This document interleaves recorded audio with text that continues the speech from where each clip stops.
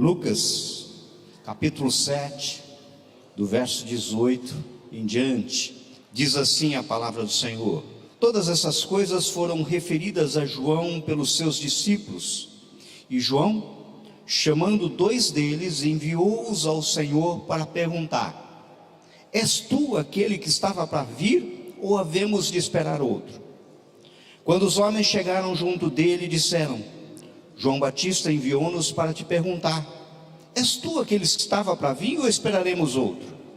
Naquela mesma hora curou Jesus muito de moléstias e de flagelos e de espíritos malignos, e deu vista a muitos cegos. Então Jesus lhes respondeu: ide e anunciai a João o que vistes e ouvistes: os cegos veem, os coxos andam, os leprosos são purificados, os surdos ouvem, os mortos são ressuscitados, e os pobres anunciam-lhes o Evangelho. E bem-aventurado é aquele que não achar em mim motivo de tropeço. Senta aí, vamos orar? Senhor, fala ao nosso coração nessa noite. Queremos proclamar liberdade plena, genuína do Teu Santo Espírito, Senhor. Que não saia dos meus lábios palavras de persuasão humana, mas palavras vindas do Teu trono. E essas palavras nos transformem, Senhor meu Pai. Nós não suportaríamos sair daqui do jeito que entramos. Por isso, Espírito Santo de Deus, move, Senhor, em nosso coração. Nós oramos em nome de Jesus. Amém? Se nós bem observarmos o capítulo 7 do Evangelho de Lucas, veremos que ele inicia relatando que um centurião romano, tendo ouvido falar a respeito de Jesus, envia anciões judeus, pedindo para que Jesus viesse curar um servo dele.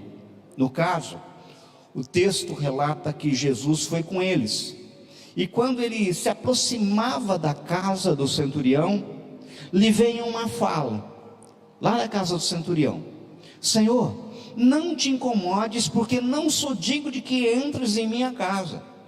Por isso eu mesmo não julguei digno ir ter contigo, porém manda com uma palavra e o meu rapaz será curado. Porque também eu sou homem sujeito à autoridade, e tendo soldados às minhas ordens, e digo a este: vai, e ele vai, e ao outro: vem, e ele vem, e ao meu servo: faz isso, e ele faz. O texto aponta que Jesus admirou-se, tanto que afirmou: afirmo que nem mesmo em Israel achei tamanha fé. Resultado: o servo foi curado. Logo em seguida, essa passagem, nós temos o relato de que Jesus, quando se dirigia à cidade de Naim, se depara com um cortejo fúnebre de filho único de uma viúva. O texto diz que Jesus, vendo-a, compadeceu-se dela, ele disse: não chores, mulher. Chegando-se, tocou no esquife. Na realidade, o esquife é como se fosse o caixão do defunto, e aparando o cortejo, disse: jovem, eu te mando, levanta-te. Resultado: o jovem ressuscitou, de modo que todos ficaram possuídos de muito temor, reconheceram Jesus, e começou a espalhar-se toda a notícia por Judeia e toda a circunvizinhança daquilo que eles estavam vendo a respeito do Senhor Jesus.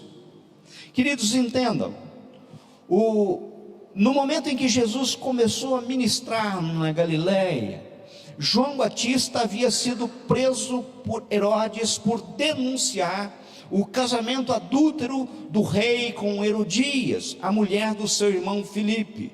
Isso a gente vê em Mateus capítulo 14, no verso 3 e 4, fica claro isso. Notem, João Batista, antes de ser preso, já havia anunciado de forma bem clara que Jesus era o Messias. se dirigiu a ele como o Cordeiro de Deus que tira o pecado do mundo, João 1:29, e batizou-o no Rio Jordão e declarou com humildade: convém que ele cresça e que eu diminua. Em suma, se nós prestarmos muita atenção, João Batista já tinha reconhecido Jesus como Cristo e confiara nele como o próprio Senhor e Salvador da sua vida. João 3:36 deixa isso claro. Mas agora a realidade desse texto que nós lemos de início é outra. João Batista está preso. Pois bem, o texto que lemos começa apontando: todas essas coisas foram referidas a João pelos seus discípulos. Que coisas eram essas? Eram os milagres que estavam acontecendo, o crescimento do ministério de Jesus, quando estava causando grande admiração a todos em Judeia e na circunvizinhança, todo mundo percebia. Ou seja, o pano de fundo é o seguinte: o ministério de Jesus cresce enquanto João Batista, ele é assim, digamos, esquecido na prisão. Os milagres, os feitos de Jesus são notórios, enquanto o seu precursor, aquele que veio lhe preparar caminho, aquele que veio, como diz o próprio texto, endireitar as veredas, vive na escuridão do cárcere. As multidões fluem para Jesus, recebem seus milagres, enquanto João Batista amarga a dor numa prisão imunda. Essa é a cena. Esse é o contexto. João Batista, talvez perplexo diante do que tem ouvido a respeito de Jesus, manda 2 dos seus discípulos para perguntar para Jesus: és tu aquele que estava para vir, ou havemos de esperar outra? Queridos, esse é um daqueles textos que sugerem algumas interpretações. Muitos estudiosos fazem interpretações, alguns argumentos que tentam justificar a pergunta. Qual a pergunta de João Batista? Com porquê? Poderia ser efetivamente uma dúvida? Poderia ser uma ação didática de João Batista em favor dos seus discípulos? No caso, o argumento que eu entendo mais sincero é de que João, na realidade, não duvidou que Jesus era o Messias prometido. Creio que tal pensamento não ocorreu. Quando lemos os evangelhos, principalmente o evangelho de João, capítulo 1, do verso 19 ao 34, não nos resta dúvida. Isso não deixa dúvida, não é isso que ocorreu no coração. Creio que o que estava por trás da pergunta de João era talvez, preste atenção, decepção e não dúvida. Acredito que as expectativas em relação a Jesus foram de certa forma frustradas da forma como o Senhor estava agindo. Isto pelo fato de João não ter uma visão do todo. Como ter uma visão do todo preso num cárcere? Inclusive ofuscado por sua condição, praticamente jurado à morte. Eu quero pensar com vocês então nessa noite esse texto a partir dessa perspectiva, a perspectiva da decepção de João Batista e como nós podemos lidar quando essas decepções eventualmente também nos atingem. Você já se decepcionou com Jesus? Você já fez essa pergunta para você? Você está decepcionado com Jesus? Você tem se decepcionado ou está decepcionado com Deus? É isso que nós vamos trabalhar nessa noite. Eu sempre aprendi que a melhor forma de analisarmos o texto é fazendo perguntas para o texto. A primeira pergunta que eu queria meditar com vocês é: quem era João Batista? Bem, nós sabemos que João Batista estava na prisão havia alguns meses, mas os seus discípulos, de alguma forma, mantinham informado do que Jesus estava fazendo. Pensem comigo, Eu fico imaginando que deve ter sido difícil a um homem acostumado à vida no deserto ficar confinado na prisão. A pressão física, a pressão emocional, certamente em cima desse homem era enorme. Os longos dias, meses de espera não facilitaram com certeza as coisas. Os líderes judeus não tomaram atitude alguma a fim de interceder por João. E ao que parece, nem mesmo Jesus se preocupava com ele. Era essa cena que com certeza estava no coração de João. Ora, poderíamos pensar, se Cristo veio mesmo para libertar os cativos, como inclusive restou anunciado em Lucas 4,18, João Batista era um candidato. Mas cadê a ação prática de Jesus em relação a João? Amados, respondendo à pergunta quem era João Batista, concluímos que, embora seja uma figura singular na história, ele era um homem humano, como eu, como você. Não era definitivamente nenhum super-homem. Os relatos bíblicos, inclusive, não dão conta de nenhum super-homem. Nenhum.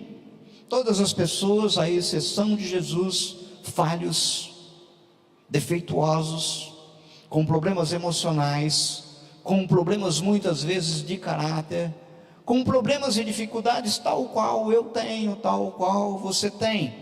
Deste modo, João Batista, como homem, estava sujeito, como todos os seres humanos, à depressão e à decepção. Acreditem, não é incomum grandes líderes espirituais terem seus dias de dúvidas, e muitas vezes inclusive de incredulidade. Moisés, certa ocasião, quando ele estava caminhando com o povo no deserto, a caminho da terra prometida, ele praticamente desistiu. Vocês lembram da difícil tarefa que era dirigir o povo no deserto? E eu fui olhar, olha só como é que está em Números capítulo 11, verso 10 a 15. Percebam Moisés falando. Então, Moisés ouviu chorar o povo por famílias, cada um à porta da sua tenda. E a ira do Senhor grandemente se acendeu e pareceu mal aos olhos de Moisés. Disse Moisés ao Senhor: por que fizeste mal ao teu servo? E por que não enchei favor aos teus olhos, visto que puseste sobre mim carga de todo este povo? Concebi eu porventura todo esse povo? Dei-o à luz para que me digas: leva ao teu colo, como a ama leva a criança que mama, a terra que sob juramento prometeste a seus pais? De onde teria eu carne para dar a todo esse povo? Pois chora diante de mim, dizendo: dá-nos carne que possamos comer. Eu sozinho não posso levar todo esse povo, pois me é pesado demais. Se assim me tratas, mata-me de uma vez, eu te peço. Eu te tenho achado favor aos teus olhos, e não me deixes ver a minha miséria. Queridos, não só Moisés, Elias em certa ocasião desejou a morte. Basta você olhar 1 Reis capítulo 19. Jeremias lamentou por seu chamado. Jeremias capítulo 20 verso 7 e 9. Até o apóstolo Paulo sabia que era sentir o desespero, chegando a apontar que estava acima de suas forças. 2 Coríntios capítulo 1 verso 8. Bem, com isso em mente, podemos destacar 3 coisas nessa noite, em um momento especial. A primeira coisa é que ninguém, absolutamente ninguém, está livre de passar por crises de depressão e decepção em relação a Deus. Quando um crente mantém-se fiel ao Senhor e procura servi-lo com empenho ao longo dos anos, e de repente ele experimenta assim tragédia na sua vida, de repente talvez uma série de infortúnios, desastre atrás de desastre, é difícil não se perguntar sobre o amor e a justiça de Deus. Sabe? Ou será que é só eu que tenho muitas vezes esse tipo de sentimento? No Salmo 73 nós encontramos Asaf nos falando dos momentos em que passou por uma crise ao contemplar o sucesso dos maus. Ele contemplava o sucesso dos maus e estava em crise. Veja o que ele chega a dizer nos versos 13 e 14: com efeito, inutilmente conservei puro o coração e lavei as mãos na inocência, pois de contínuo sou afligido a cada manhã, castigado. Entendam, queridos, Asaf era um profeta. 2 Crônicas 29:30 nos fala disso. No entanto, ele passou por tamanha crise que ele deixa registrado em forma de cântico isso: olha a crise, inutilmente eu tenho vivido desse jeito, sabe? Amados, veja, a questão não é simplesmente passar por crise, a questão é enfrentá-la sem perder esperança e fé. Isso é difícil. Como disse Wendell Wisber, há uma diferença entre dúvida e incredulidade. A dúvida diz respeito à mente.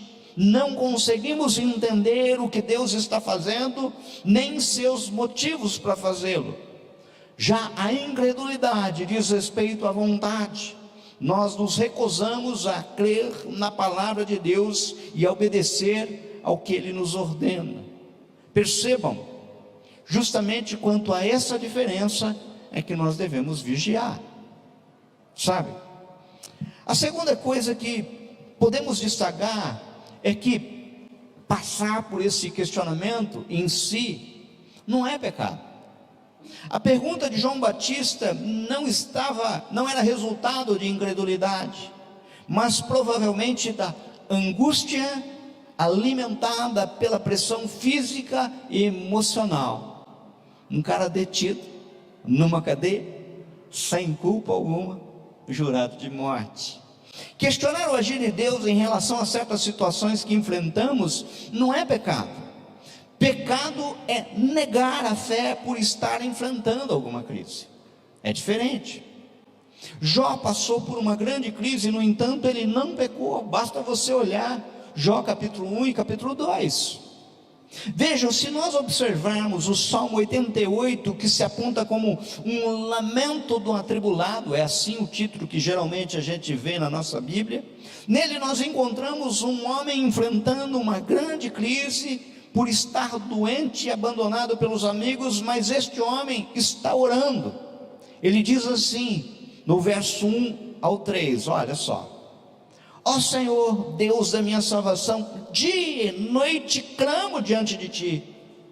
Chegue a Tua esperança à minha oração, inclina os ouvidos ao meu clamor, pois a minha alma está farta de males e a minha vida já se beira a morte.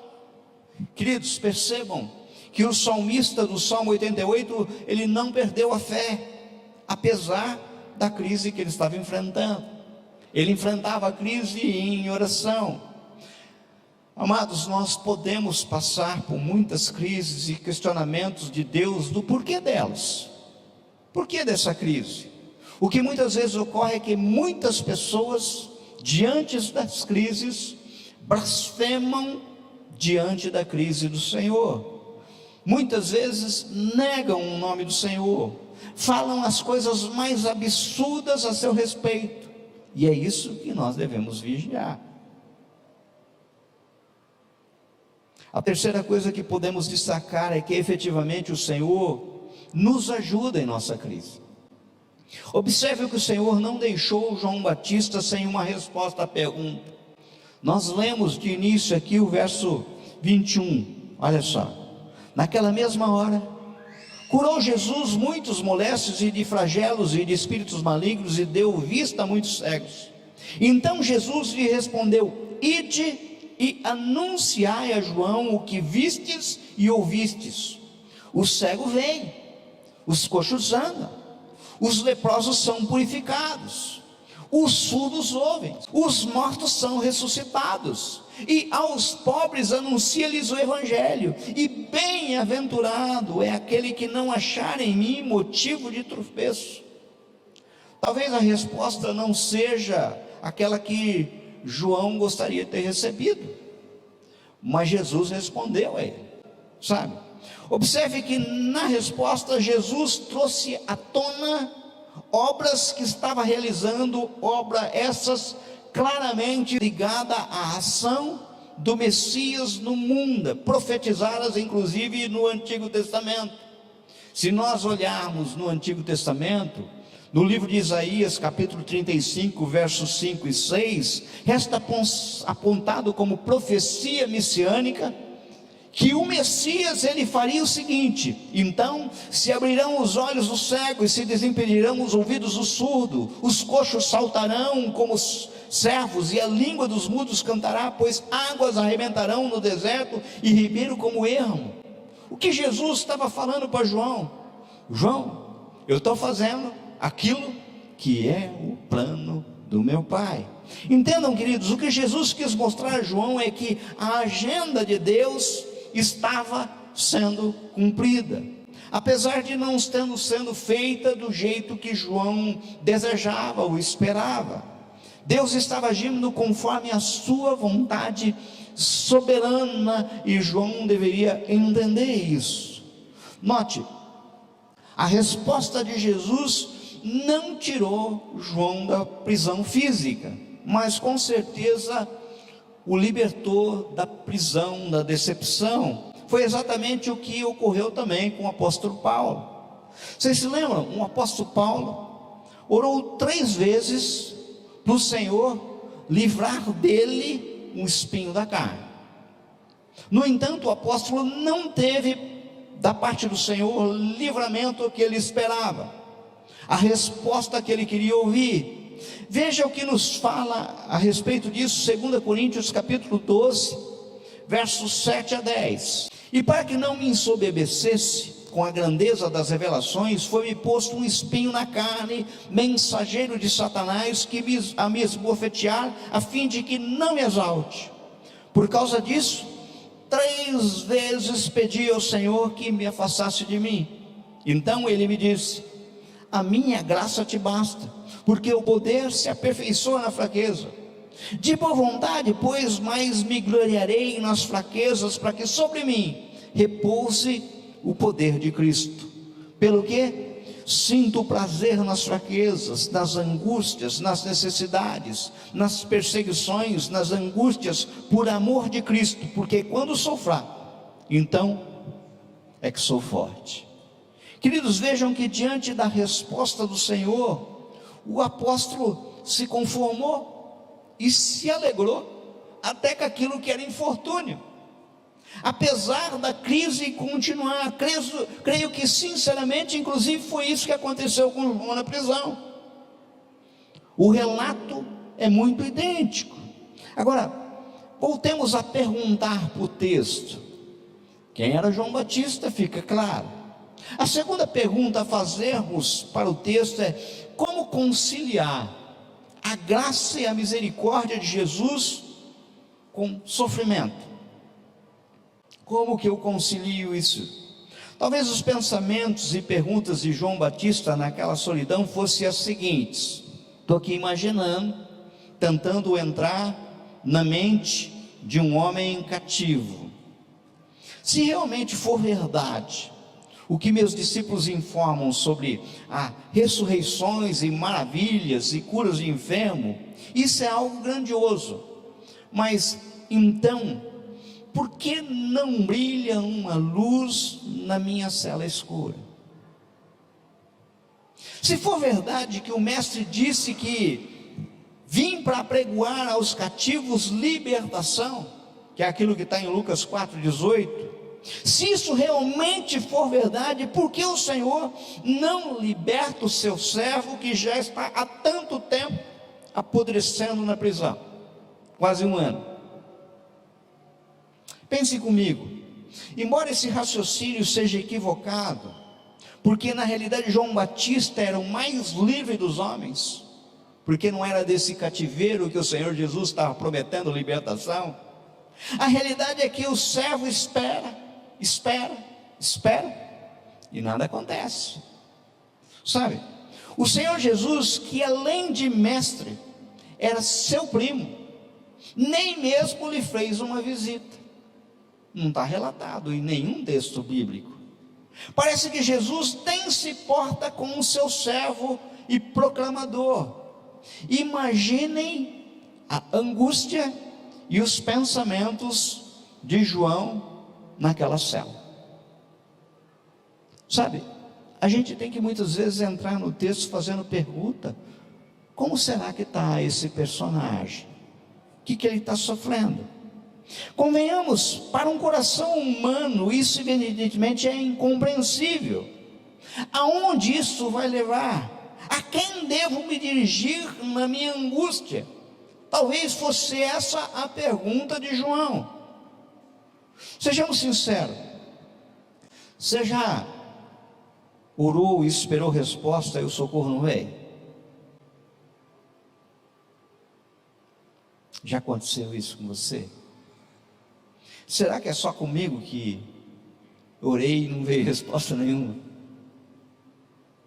Assim, João Batista, preso na luta, não consegue livrar-se das perguntas e dos anseios do seu coração humano, como eu e você. Um único pensamento detém sem cessar: que há com esse Jesus? Não devia ele tomar a pá e fazer uma limpeza, em especial diante da revolta e injustiça desse Herodes, a quem ele, João, havia dito que a verdade, de modo tão claro e inquestionável: você é adúltero, está errado o que você está fazendo. Pensem comigo, Jesus cura enfermos, ressuscita mortos, mas onde está Jesus que não vem ao encontro do seu profeta para libertá-lo? Talvez seja isso que passe pela mente de João. Esse também é o nosso drama, é igualzinho. Como conciliar o poder de Jesus com as angústias que nós sofremos? Como conciliar o poder de Jesus com a inversão de valores na sociedade? Vamos pensar aqui hipoteticamente, sabe? Hipoteticamente. Vamos pensar que existam pessoas denunciando o erro numa nação qualquer e orando contra esses erros. E essas pessoas são presas. Muitos deles condenados a 17, 18 anos de cadeia. E nessa mesma sociedade hipotética, traficantes são soltos. Sabe, nessa mesma sociedade, sabe, hipotética, os corruptos têm as delações canceladas. Como será que fica a mente do coração das pessoas que estavam só de joelho dobrado pedindo justiça e graça do Senhor? A pergunta é: como conciliar o poder de Jesus numa época em que uma jovem fútil, Salomé, filha de Herodias, uma mulher adúltera, Herodias, e um rei bêbado, Herodes, podem atentar contra a vida do maior homem, do maior profeta, sem nenhuma aparente intervenção do céu? Essa é a pergunta. Bem, para essas perguntas, temos também 3 respostas. Em primeiro lugar, temos que convir que muitos dos questionamentos que temos é porque criamos falsas expectativas em relação a Jesus, em relação a Deus. Acredite, João Batista não teve dúvidas de que Jesus era o Messias, mas ele provavelmente esperava que o Senhor agisse com mais rigor no seu ministério. De acordo com João Batista, Jesus tinha vindo para peneirar a colheita. Ele recolheria os grãos e queimaria a palha com um fogo que não se apaga. É aquilo que está em Lucas 3:16 e 7. Em vez disso, Jesus estava percorrendo os montes da Galileia, pregando o evangelho e curando enfermos. Queridos, o machado tinha sido afiado e o fogo estava aceso, como Mateus 3:10, mas parece que Jesus não se interessava por isso. Amado, amada, preste atenção, essa é a crise que muitas vezes enfrentamos também. Esperamos o agir de Deus segundo a nossa vontade e não segundo a vontade e o plano do Senhor. Sabemos que queremos, assim colocamos isso na boca de Deus e deixamos nossos desejos governar as nossas expectativas, e por isso nós frustramos. Percebam, foi esse exatamente o mesmo sentimento que enchia o coração dos discípulos logo após a morte de Jesus no caminho de Emaús, quando falavam a respeito das expectativas que tinham a respeito de Jesus, como lemos em Lucas 24, 21, lá a gente pode ler assim: nós esperávamos que fosse Ele quem havia de redimir Israel, mas depois de tudo isso, é já este terceiro dia desde que tais coisas sucederam. Palavras de quem estavam frustrados, decepcionados. Estavam frustrados, decepcionados, eles esperavam um reino terreno e imediato, mas não foi isso que o Senhor veio realizar. Acreditem, expectativas erradas traz grande tristeza no coração. Eu vou repetir para vocês, e eu queria que vocês gravassem. Expectativas erradas traz tristeza para os corações, mas isso só ocorre por desconhecimento das Escrituras. A gente só se decepciona porque não sabe quais são os planos do Senhor, e os planos do Senhor estão revelados na Escritura de uma forma absolutamente clara, tanto que Jesus precisou explicar novamente, tintim por tintim, para aqueles servos a caminho de Emaús, para que os olhos fossem abertos. Errais por não conhecer as Escrituras nem o poder de Deus.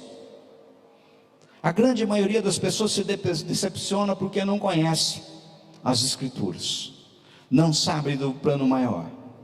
Em segundo lugar, temos que entender que muitas vezes nossas orações são respondidas segundo a nossa vontade, e passamos a crer que será sempre assim, mas isso não é uma verdade absoluta.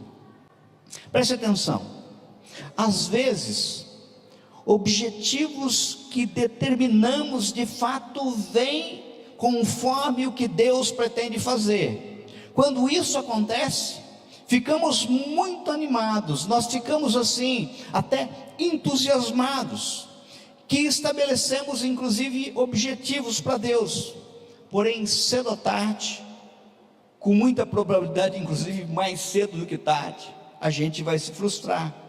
O que Deus realiza é tão contrário à nossa expectativa, que mal sabemos o que pensar. A verdade é que, preste atenção, por vezes nós oramos por cura, e o doente morre. Por vezes, aquilo que está tão próximo, escapa pelos vãos dos dedos, sabe? Gente, a gente perde batalha. A gente perde batalha, sabe? Diante disso, nós ficamos profundamente transtornados, não apenas porque Deus não fez o que queríamos que Ele fizesse, nem sequer porque não fez o que esperávamos que fizesse. Ficamos assombrados por Deus não ter feito o que sabemos em nosso íntimo que Ele deveria ter feito. Aí entramos em crise. Todo mundo aqui sabe o que Deus devia fazer em relação ao Brasil, não sabe? Todo mundo sabe o que deveria fazer em relação às guerras, não sabe? Todo mundo aqui sabe o que Deus deveria fazer em relação à corrupção, à injustiça. Todo mundo sabe. E a gente fica frustrado. Quantas e quantas vezes entramos em crise porque esperamos que a resposta de Deus venha exatamente do jeito que nós planejamos. Em terceiro lugar, na realidade, ficamos decepcionados com Jesus porque não vemos o que Ele está realmente fazendo. A gente tem a mente obscura, vemos de forma deturpada, Não sei se vocês observaram, mas a resposta de Jesus aos discípulos de João Batista não consistiu somente em palavras, mas em ação. Ele mostrou várias coisas que ele estava realizando, mostrando para os discípulos de João e respondendo ao próprio João que na palavra de Deus estava se cumprindo, ainda que João não estivesse vendo. Ora, queridos, existem aqui 3 verdades absolutas destacadas nas respostas de Jesus a João. Preste atenção. A primeira verdade é que Jesus dá prova de que ele é o Messias. Verso 21 está escrito assim: naquela mesma hora curou Jesus muito de moléstias, de flagelos e de espíritos malignos, e deu vista a muitos cegos. Ora, na Bíblia nos revela que esses sinais seriam operados pelo Messias que havia de vir. É aquilo que está em Isaías 29, 18 e 19. Não era, portanto, necessário esperar outro Messias. O Jesus histórico é o Messias de Deus, não tem dúvida. A segunda verdade é que Jesus prega aos ouvidos e aos olhos. Olha o que está no verso 22. Então Jesus lhe respondeu: ide anunciai a João o que vistes e ouvistes. Os cegos veem, os coxos andam, os leprosos são purificados, os surdos ouvem, os mortos são ressuscitados, e aos pobres anuncia-lhes o Evangelho. Jesus fala e faz, prega e demonstra, revela conhecimento e também poder. Jesus prega aos ouvidos e aos olhos. A mensagem de Jesus a João Batista tem 2 ênfases principais. A primeira é que a mensagem de Jesus mostra que o reino de Deus abre as portas para os rejeitados sejam aceitos. Ninguém, queridos, ninguém era mais discriminado na sociedade da época do que os cegos, do que os coxos, do que os leprosos, do que os surdos. Eles não tinham valor nenhum na sociedade da época. Ou seja, Jesus manda dizer a João Batista e fala para nós de uma forma bem clara que o reino que ele está implantando não tem os mesmos valores do reino desse mundo. Eu não tenho acepção. A segunda ênfase da mensagem de Jesus mostra que no reino de Deus a sepultura não tem força sobre a morte, não tem a última palavra. Se Jesus é o nosso Senhor, então a morte não tem poder sobre nós. Aleluia por isso. Sabe, a mensagem de Jesus mostra que no reino de Deus há uma oferta gratuita para todos nós: vida eterna. Vida eterna.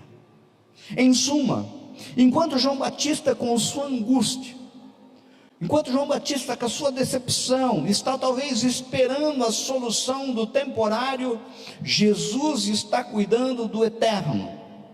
A grande verdade é que muitas vezes, inclusive, nós achamos que o Senhor está realizando grandes coisas quando essas grandes coisas acontecem com a gente, e a gente não olha o todo, o plano eterno. Mas sabe por que isso acontece? É que partimos de um pressuposto errado. Jesus veio por nós, mas isso não significa que ele veio para nos agradar em nossos desejos. Jesus não veio para fazer os nossos planos. Amado, amada, entenda de uma vez por todas. Se você guardar isso no coração hoje, eu já vou ficar muito contente. Jesus veio por nossa causa, mas ele não responde a nós. Jesus veio por nós, mas ele não se sujeita aos nossos planos, por melhor que sejam. Pelo contrário, Jesus exige que nós nos sujeitemos aos planos dele. Gente, a sociedade deve ser guiada pelo Evangelho. O Evangelho não vai ser mudado pela sociedade. Muitos estão tentando, sabe, dar um jeitinho. Não é assim que funciona. Ele é Senhor, ele é Senhor. Eu sou o barro e ele o oleiro. O problema é que o barro, por vezes, quer debater com o oleiro o que ele está fazendo.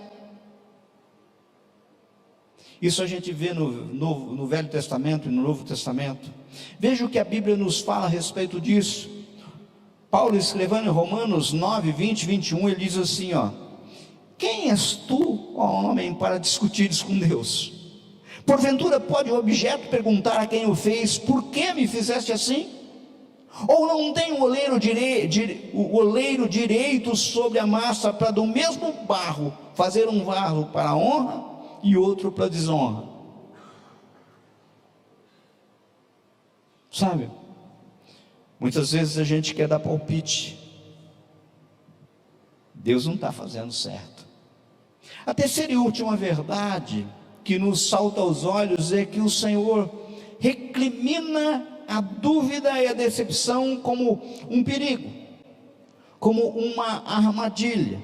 Ao verso 23, o último verso que nós lemos: e bem-aventurado é aquele que não achar em mim motivo de tropeço. O que Jesus está fazendo aqui é advertindo sobre o perigo de não reconhecer o senhorio dele como o Messias. Queridos, Hernandes Dias Lopes diz que as vicissitudes da vida, ou seja, as alternâncias, aquilo que acontece, não podem abalar os fundamentos da nossa fé. Sabe aquilo que é contingência, aquilo que é circunstancial, aquilo que está acontecendo com você? O que o Senhor está dizendo com isso aqui é o seguinte, ó: não deixe isso abalar a tua fé. Eu sou o Senhor, nada escapa aos meus olhos. Eu já vou concluir. Queridos, a verdade é que muitas vezes nós ficamos frustrados com o agir de Deus. Nós ficamos assim porque esperamos que Ele haja de acordo com a nossa vontade, segundo a nossa interpretação das coisas, no nosso tempo, isso sem entender que o grande julgamento da nossa causa, ela é escatológico, já foi feito na eternidade, mas será totalmente visível em detalhes só no grande dia do Senhor.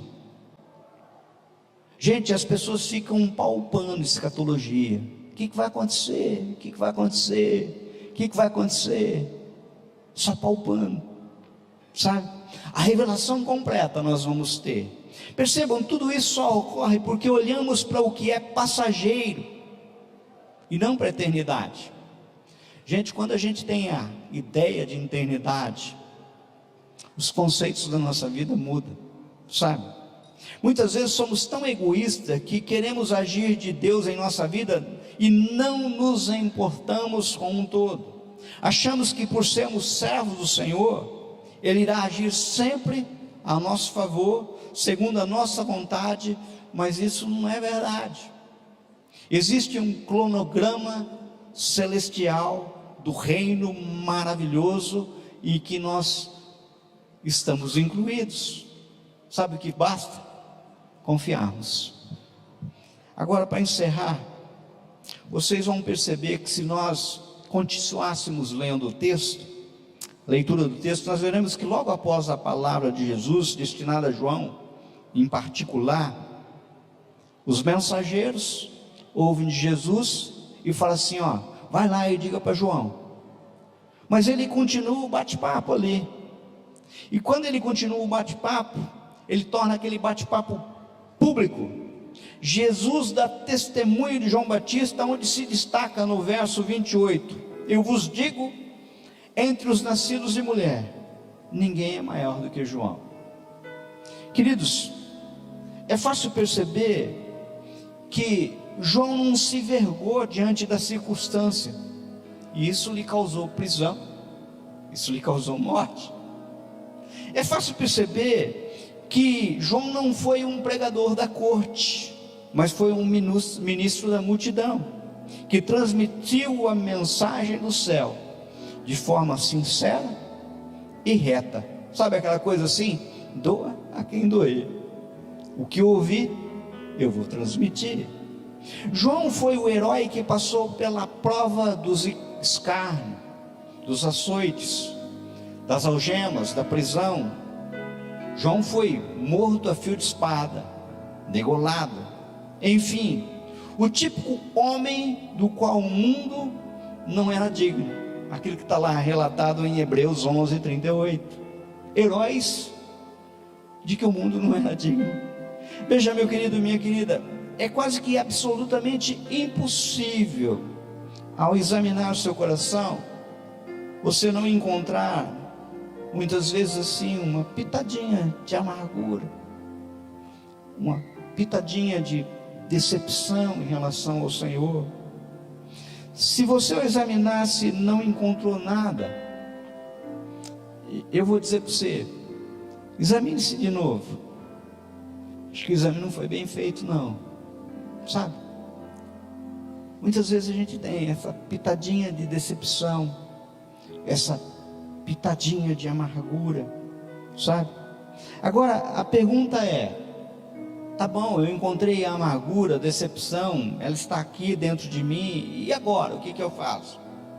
Bem, o Senhor Jesus está aqui, nesse momento.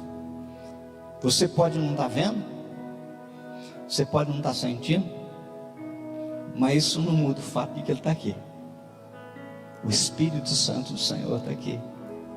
O Senhor está aqui. Imagine-se no lugar de João Batista.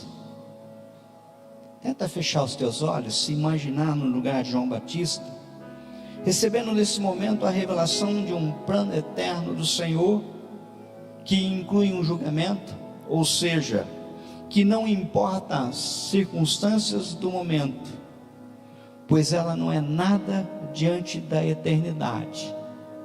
Imagine-se você na mesma situação de João Batista, e o Senhor falando para você aquilo que está lá em Apocalipse 21.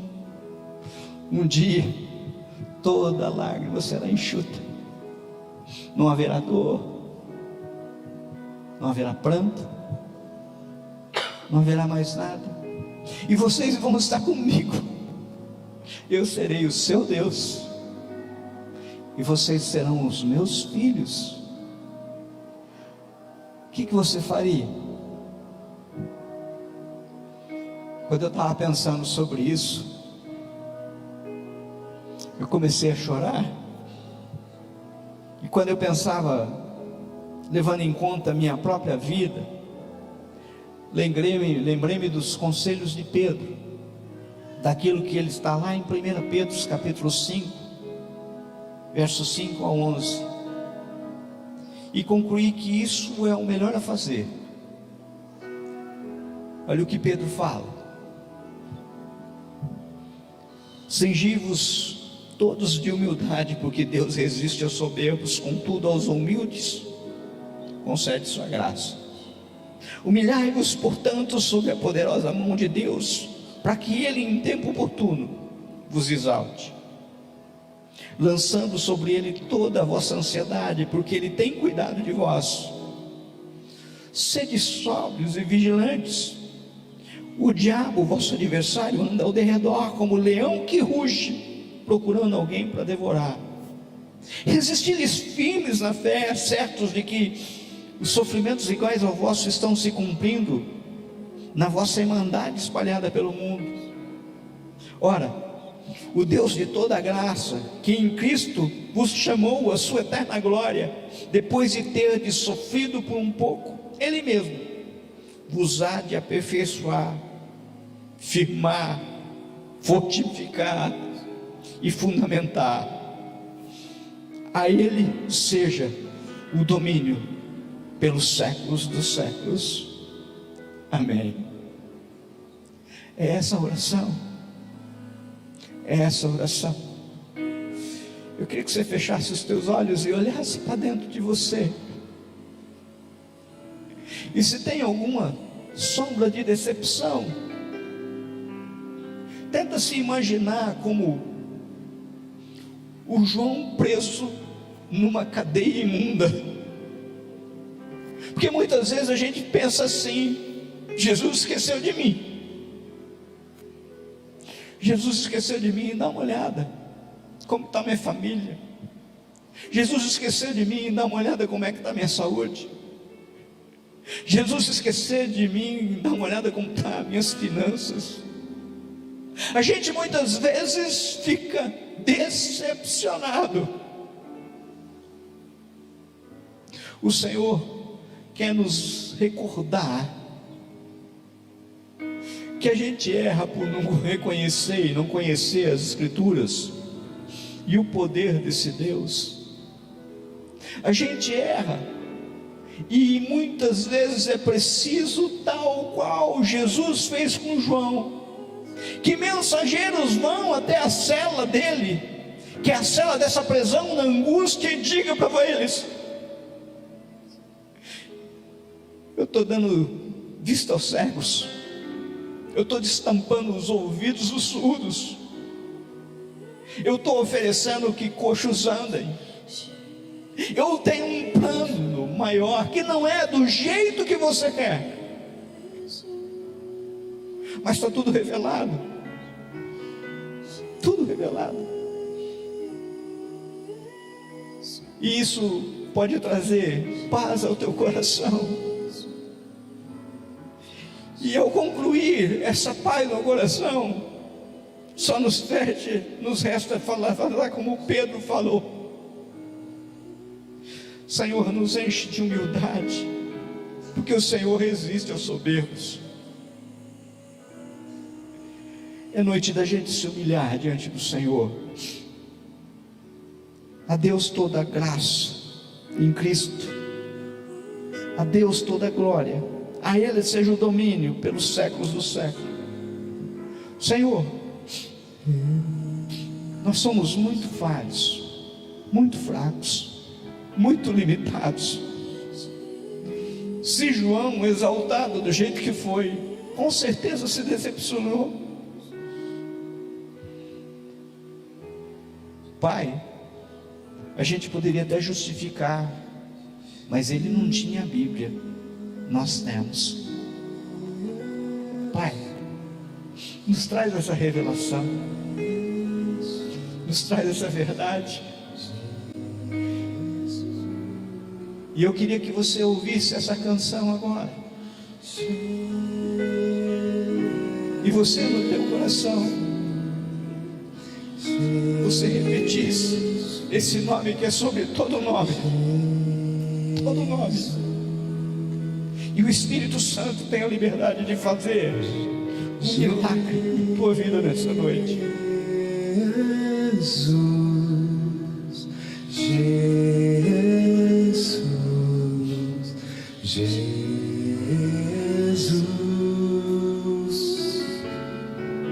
Jesus.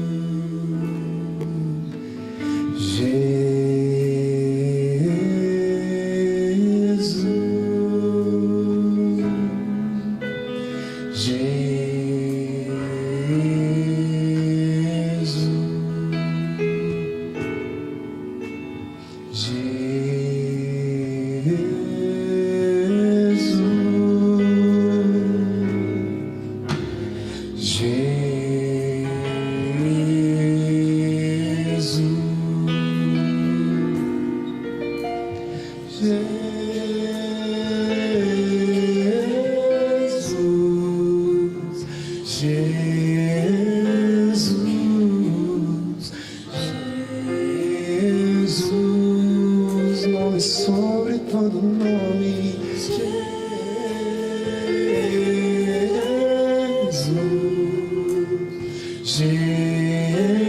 Jesus, Jesus.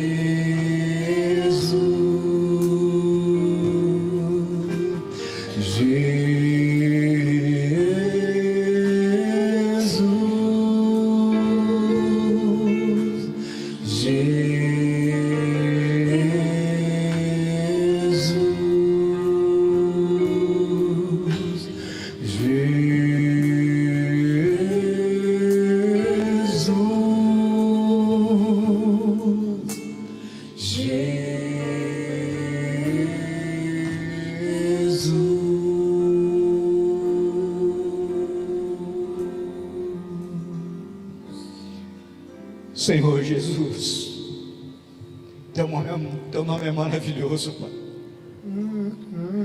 É a razão de não sermos consumidos, é a razão da nossa vida. Senhor, que o teu nome faça diferença em nossas vidas, Senhor. A ti toda a honra, toda a glória, todo o poder, Pai. Pai, que toda raiz de amargura, toda raiz de tristeza, de decepção, caia por terra essa noite, Senhor. Toda arma forjada pelo inferno contra as nossas vidas, toda mentira, Senhor meu Pai, tudo aquilo, Senhor, arquitetado contra as tuas santas palavras, Senhor meu Pai, seja desmascarado pelo teu Santo Espírito, Senhor. Dá-nos, Senhor meu Pai, revelação do teu poder. Pai querido, Pai amado, que os teus planos, Senhor, não sejam frustrados pela nossa pequenez, pela nossa limitação, Senhor. Abra-nos os olhos para a eternidade, Pai. Abra os olhos, Senhor meu Pai, que nós, Senhor meu Pai, não tenhamos a nossa fé abalada, Senhor, por circunstâncias. Não tenhamos a nossa fé abalada, Pai querido, Pai amado, pelas aparências, por aquilo, Senhor meu Pai, que olhamos pelo olho visível, Senhor, olho natural. Dá-nos, Senhor meu Pai, um olhar espiritual. Dá-nos, Pai querido, Pai amado, nos conceda, Senhor, que nós tenhamos nossos olhos abertos, como tu fizeste com Geazi. Conceda para nós, Pai querido, Pai amado, que nós temos uma visão além do nosso alcance limitado, Senhor. Pai, que nós já possamos contemplar agora, Senhor meu Pai, aqueles anúncios de João, Senhor, da Jerusalém celestial. Que nós possamos, Senhor meu Pai, agora pelos olhos espirituais, tomar posse da vitória, Senhor meu Pai. Que nós não tenhamos a nossa fé abalada, Senhor meu Pai, por circunstâncias de corrupção, por injustiça social, por injustiça, Pai querido, Pai amado, governamental, por mandos e demandos. Que nós não tenhamos, Senhor meu Pai, a nossa fé adulterada, Senhor meu Pai, pelo politicamente correto. Senhor, nos conceda, Pai, nos conceda uma visão, Senhor, ampla. Que aquele mesmo efeito, Senhor meu Pai, que foi proclamado, Senhor, para aqueles servos em Emaús, que abriu os olhos pela tua palavra, as Escrituras, aquilo que foi abrir os olhos de Paulo, de modo que ele conseguiu ver, Senhor, graça até no infortúnio. Pai, as mesmas revelações que tu mandaste para aquela prisão para João, dá-nos nessa noite, Senhor.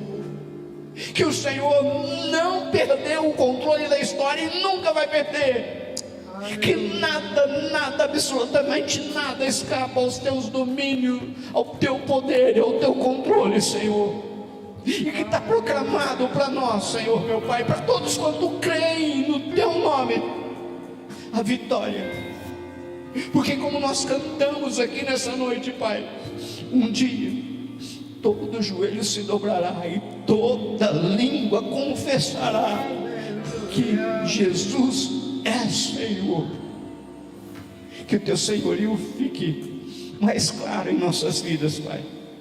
Nós oramos, Senhor, em nome de Jesus. Amém.